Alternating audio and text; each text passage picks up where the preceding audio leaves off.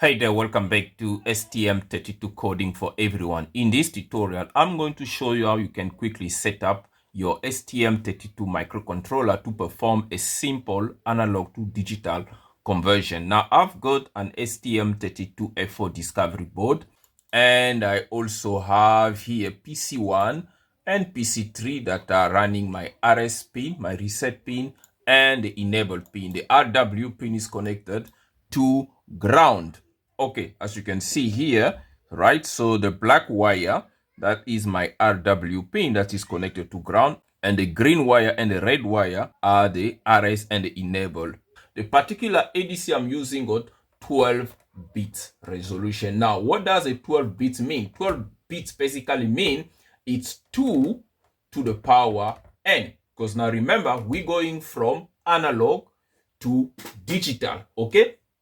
Now, digital only deals with binary numbers, so it's 2 to the power n. Now, if you take 2 to the power 12, because it's 12 bits, that's basically going to give you 4096. Now, what does the number 4096 stand for?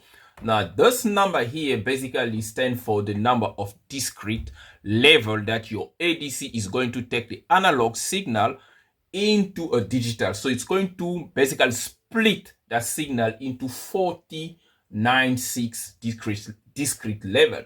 What does it mean in real time? Now, let's say your ADC reference is 3.3 volt. What it means is that this 4096 must then divide the 3.3 volts. So you're going to have 3.3 divided by 4096, and that's going to give you a resolution of 0.8056 millivolt resolution. That's your ADC resolution. So this basically means your signal is accurate down to 0.8 millivolt.